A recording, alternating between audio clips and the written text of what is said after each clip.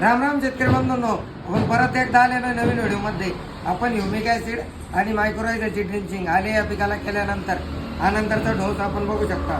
महिंद्रा कंपनीचे F1 यामध्ये असलेले घटक म्हणजे बॅसिलस सबटिलस नावाची बॅक्टेरिया असल्यामुळे हिचा फायदा आपल्याला एक समान आपल्या फुटवेत वाढ व तसेच जैविक ताण दूर करणे आणि जमिनीत येणाऱ्या ज्या बुरशी हानिकारक यांचा बचाव करणे हे बॅसिलस सबटिलसचे काम आहे.